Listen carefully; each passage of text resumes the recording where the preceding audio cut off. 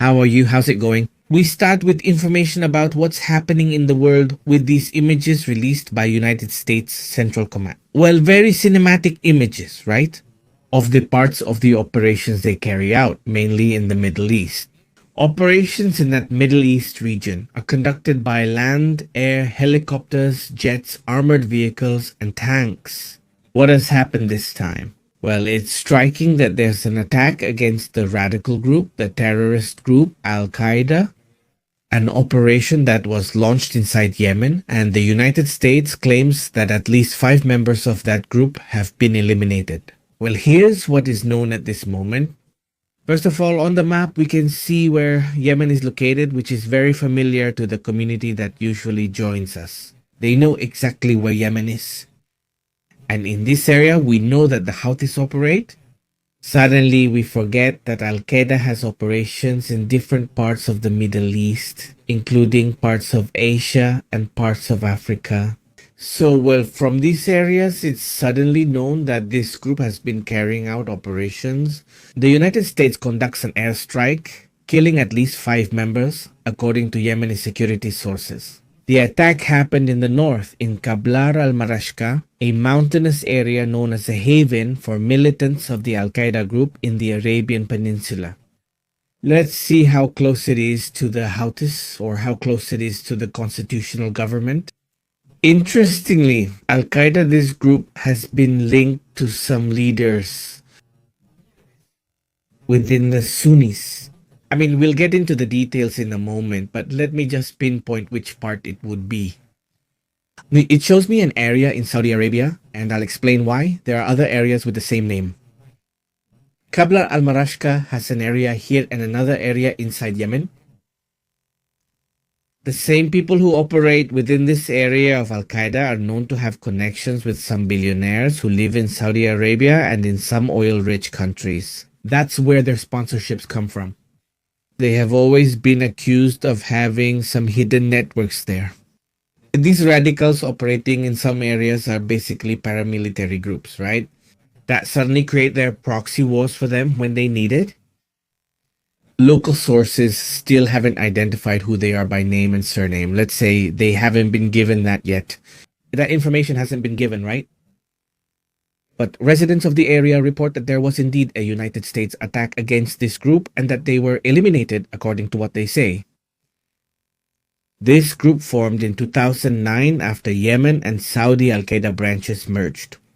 A group called Al-Qaeda in the Arabian Peninsula, an Al-Qaeda branch in that region, was formed. Washington considered it one of Al-Qaeda's most dangerous factions. They're the ones who live in these mountains of Yemen, right? In these areas, according to reports, the Houthis have also recently started firing at ships again. The United States and British attacks on Yemen have been intensifying, especially since last year. They started operating against the Houthis, and now, well, they're attacking an Al-Qaeda group. Meanwhile, let's go over the details of what's happening around the world. Just to let you know, there was a delay just now. Part of the equipment fell down. Honestly, the equipment was saved earlier. This desk moves up and down, so sometimes I'm standing like now, and other times I'm sitting. It depends. Well, it depends on the day, right? But the fact that it goes up and down, we have to be very careful with the cables, right? And so, well, this time we had our first accident with this desk. A cable was pulled, causing another cable, the light and the camera to fall. Fortunately, it landed safely. All year it was just one cable, but we don't have a replacement for that cable. It's a camera cable. To the PC, we had to go to, now that's when the goal happens, but we had to go to, what's it called? I already forgot the name of that place we always go to, but we went to, what's the name of this place? Esterin. We went to Esterin, and because, well, that's where, in that place, that's it. That's where you find those kinds of cables, right? We went to Esterin, which is luckily close by, since it's less than a year old. There weren't any. It was written down. Going to Monterey would have taken us about an hour round trip. Well, that's how it went. There was an incident there. Sorry about that, but anyway. Let's go to this. You need spares for those things, otherwise, let's move on to other important topics like what's happening in the world. Someone wants to harm us. They say in the United Kingdom that it's being investigated. A possible involvement of Russia. The attacks against several attacks that have taken place against the Prime Minister of the United Kingdom. Just imagine what we're talking about. As far as we know, they have attacked against two houses of this Starmer. The Prime Minister, imagine the United Kingdom, and also against a vehicle of Keir Starmer. Security officials.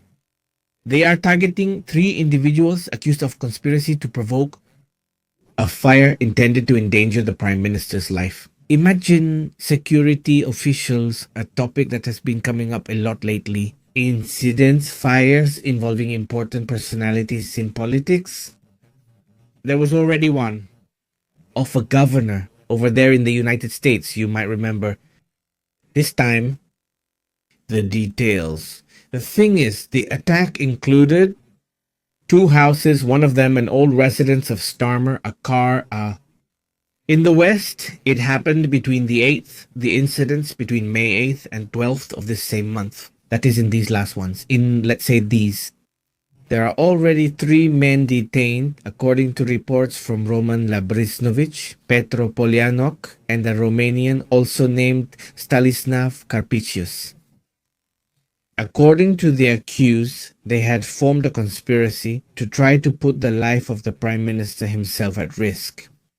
The anti-terrorist police indicate that the 3 may have acted together with other unknown individuals, opening up the possibility that this is an international network. The Financial Times clarifies that if the plot originated in Russia, it does not necessarily mean that it was directly ordered by crime. Even though they believe the plot comes from Russia, it could have originally come from somewhere else. Every option is being considered. The arrests were made in different locations. One of them was Sydenham on May 13, another was at an airport in Luton on May 17, and another on May 19. In Chelsea, these people were arrested in different locations. A coordinated police operation, according to what the Metropolitan Police says, emphasized that these attacks are directly related to high-profile figures. In a clear reference, then, it is clarified about what happened to the Prime Minister, or what almost happened to the Prime Minister. Starmer has been critical of Vladimir Putin and has accused him of delaying the ceasefire in Ukraine and standing in the way of peace. Starmer recently stressed that just one country started this conflict and specifically mentioned one person from that country, Putin. The British authorities are currently debating what's going on, what kind of interference is happening now, and at what level. Because if they're getting close to the Prime Minister, they must be raising the alarms to the highest level. This case adds to several recent incidents in Europe and the United States, incidents related to sabotage attributed to Russian interests. This is what makes NATO even more nervous. Just yesterday or the day before, I was telling you about this hacking and cyber attack network that had been around for months, even years. Operating. The one they knew or had.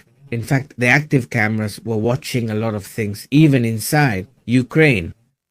They even had details about how the traffic lights work. I mean, they had a lot of information in real time.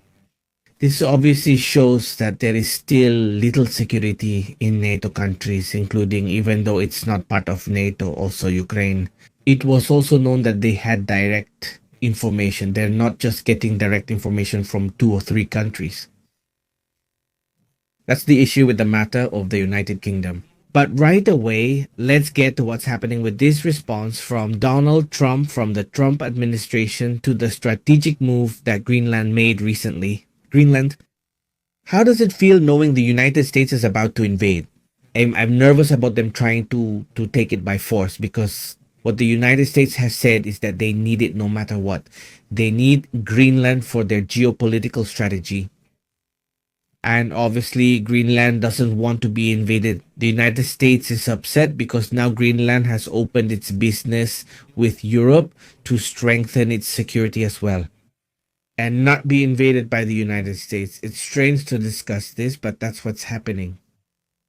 The United States reaffirms its intention to strengthen its economic and security alliance with Greenland, according to the National Security Council. The National Security Council.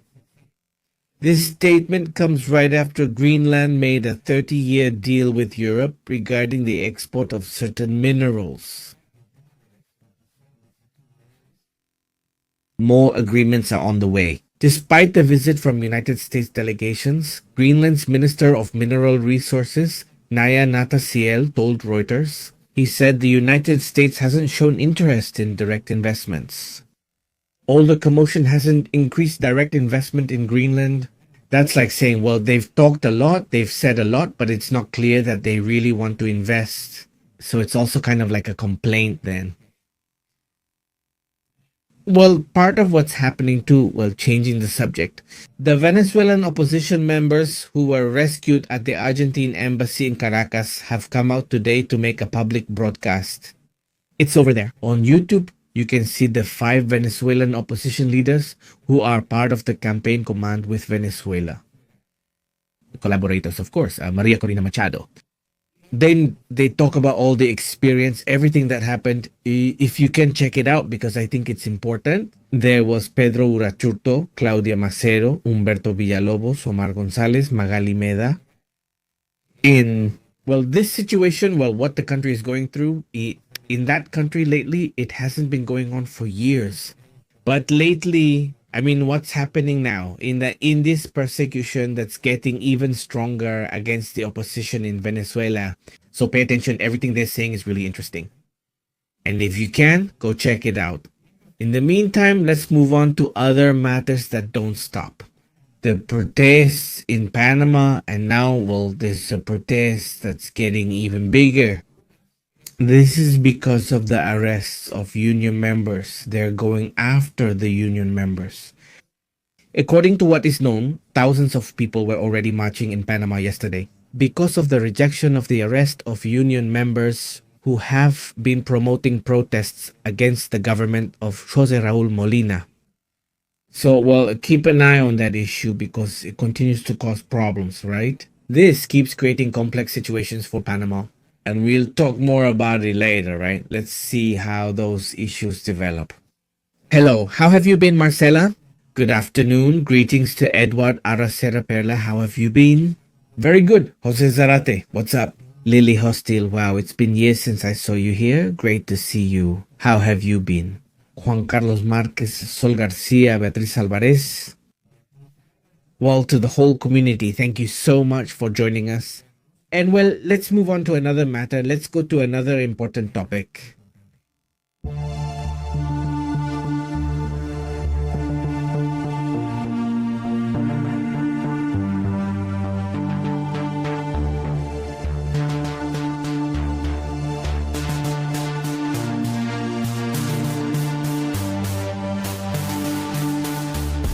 Global stability was at stake in the face of another network. They're really bold, aren't they? The hackers have been strengthening security and found that there were a lot of groups making and unmaking things.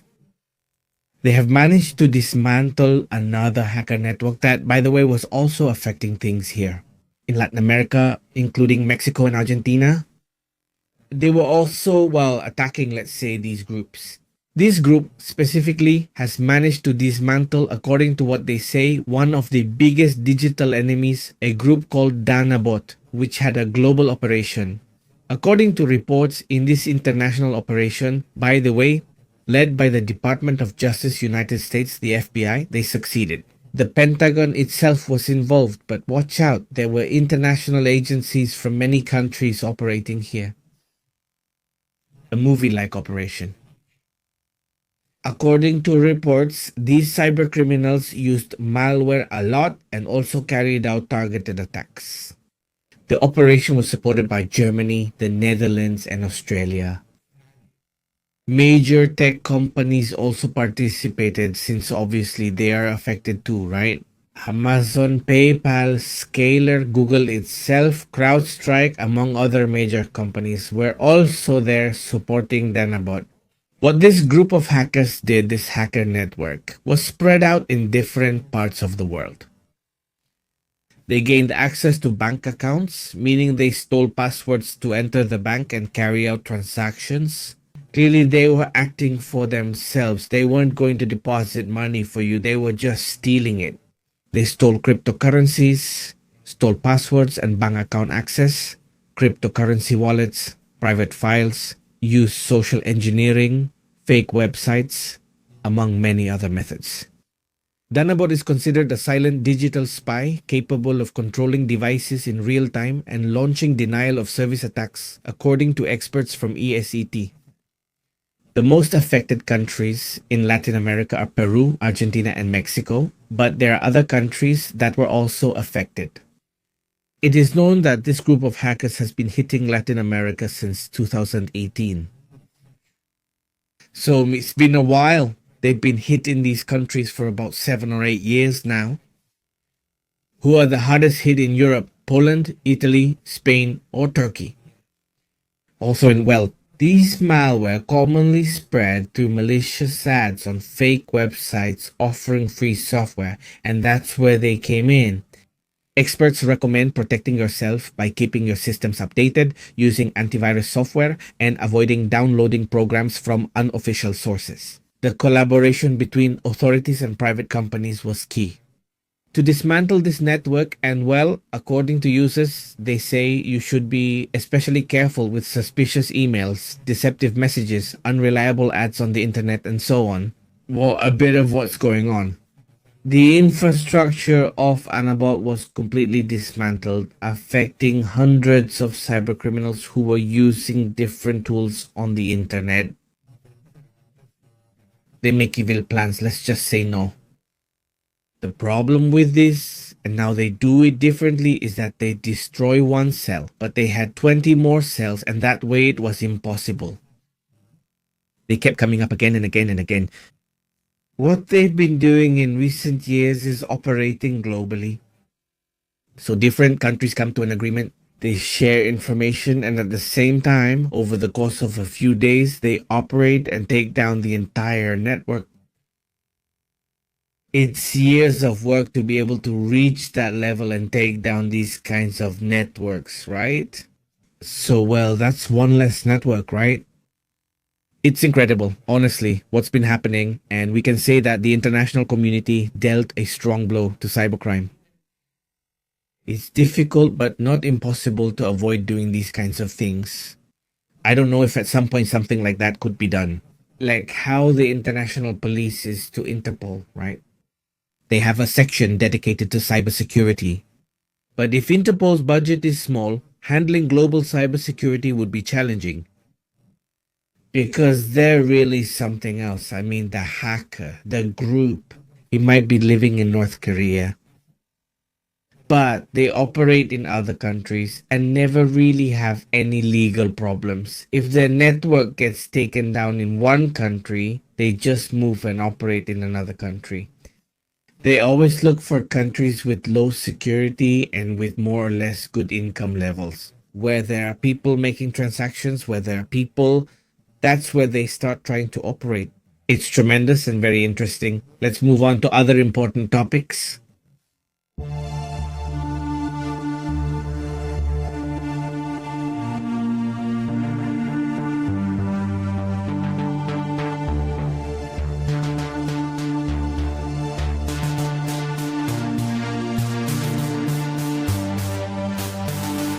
Another protest has broken out in Cuba again. They are, they say tired of the abuse, he says. Neighbors from Valamos took to the streets to express their discontent. This is due to the dictatorship's inaction in the face of the energy crisis, which, has been going on for years, but it has gotten much, much worse in the past year. Thanks to the fact that, there is more connectivity now. For a few years now, we've been getting a lot of comments from Cuba, and they tell us about this problem, right? That the blackouts right now are already lasting more than 20 hours a day. I mean, as they say, they're not blackouts anymore, they're light-ups, right? I mean, when there's electricity, people are really happy, but then the outage comes back, and that's how it is most of the time. The epicenter of the protest was in Valamos, a city that has been very upset lately because of this whole situation.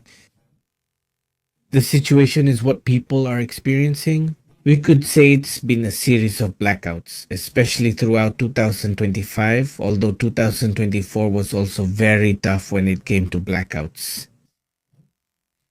Although protests are usually suppressed, well, we see this. Look at these images. Let's see if you can see them.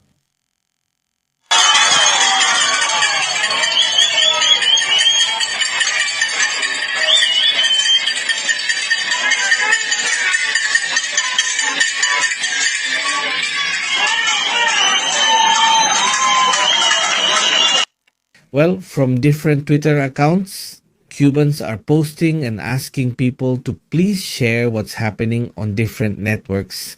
They said in this report that there are already, in this protest, it's been 36 hours without electricity. Well, it's really tough. The situation is really serious, especially now with the heat in many parts of Cuba and the Caribbean in general. Well, let's move on to other important matters as well.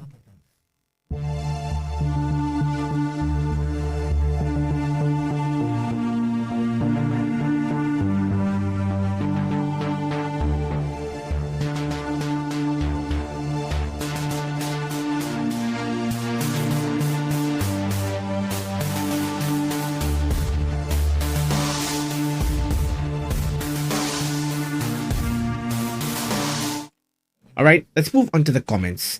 We'll be back in a moment with what's happening around the world. Thank you for joining us this weekend. We're here every day live, usually 3 to 4 broadcasts, sometimes 2. It also depends on how the news is going, right? At 8:30 at night, we're live. Australia every day, 8:30, we're here. Yes, we try to be here at 8:30. And well, look, here you see us. You see us on the channel. There we are. There I am. On 8:30, it appears on the main part of the channel. Look, in fact, there we are right now. It's showing live, isn't it? So, well, that's where you can find us. There's no mistake. If you go to the channel, you'll see us here. All the live streams are numbered, if you notice. So if you ever want to remember, I said it on the live stream. So and so already has a number, which makes it easier to find. Or if you say, you know what? If I'm watching all of them, I must have missed 83 or something. But you can just go there and watch it easily, right?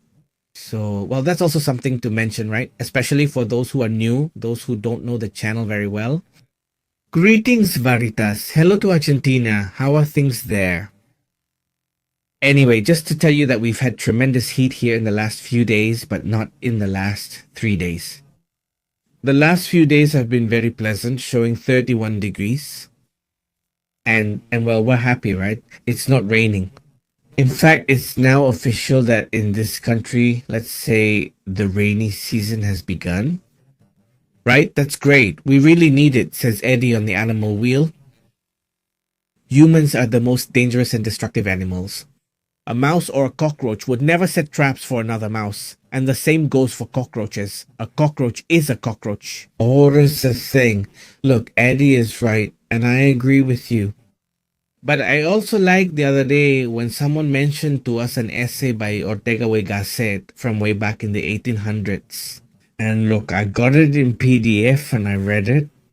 And it's really good because it talks about the difference between humans and animals, and it talks in a very optimistic way.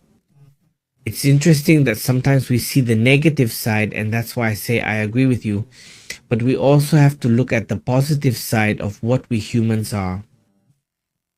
I haven't seen some points. What does this author say?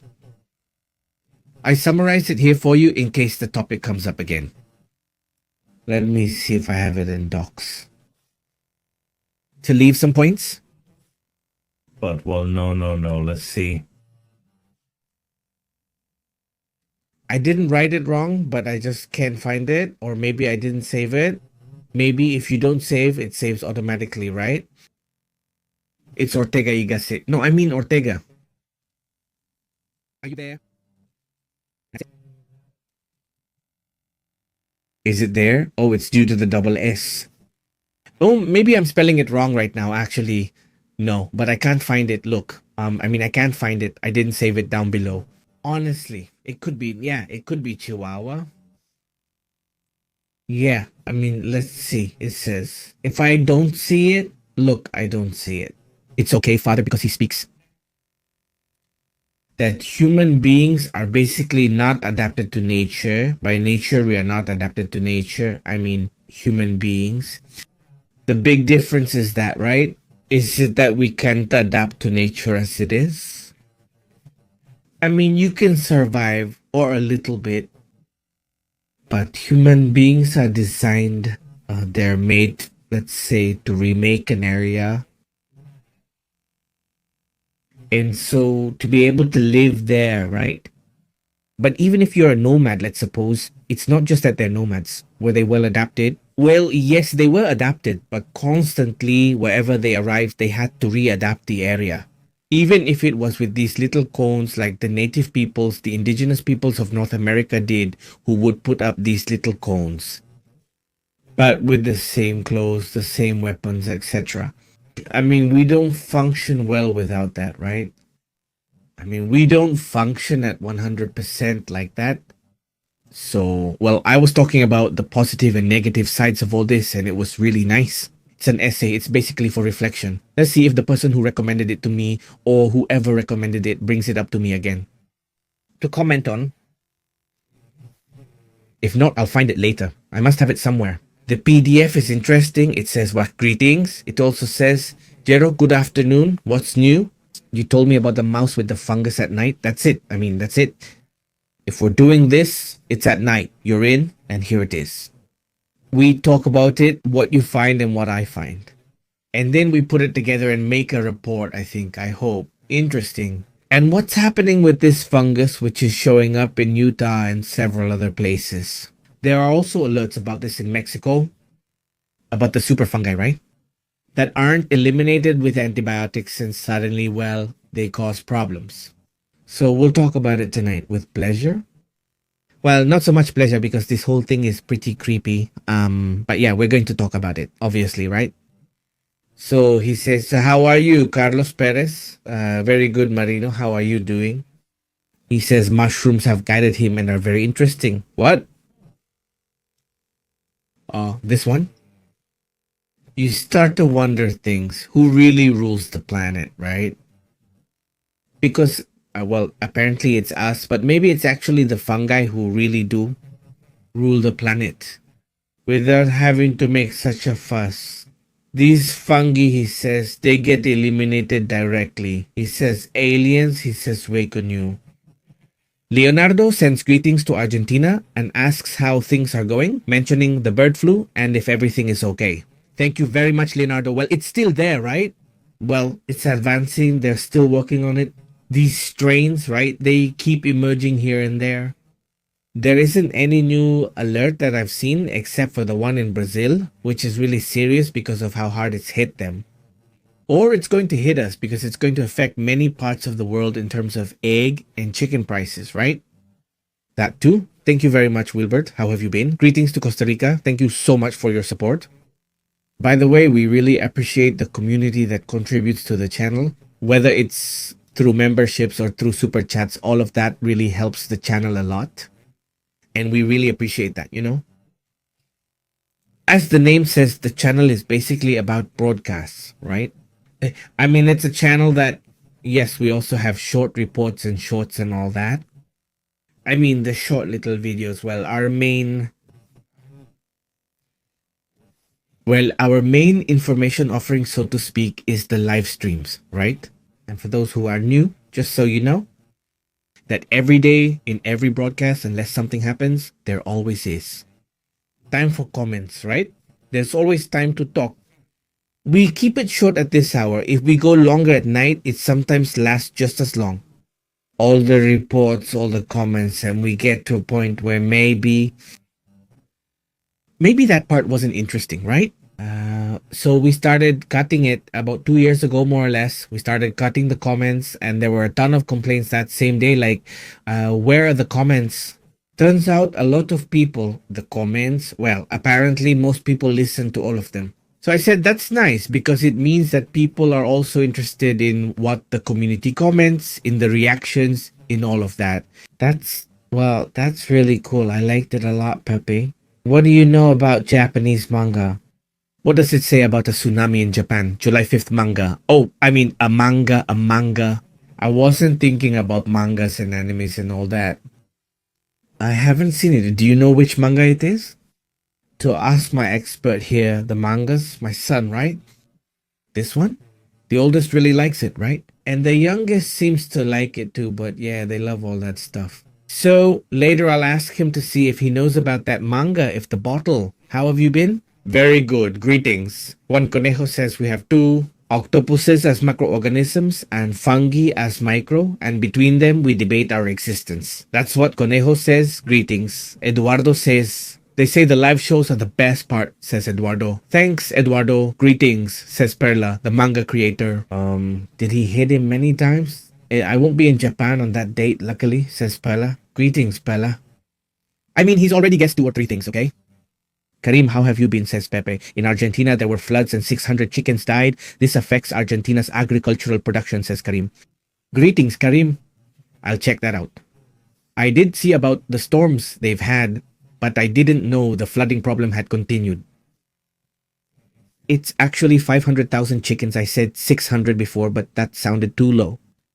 He says that 600 doesn't really have an impact, right? But 500,000, well, that definitely has an impact, doesn't it? Well, 500,000 chickens is a lot. I'll check the other one to see how that data is going, how that update is coming along.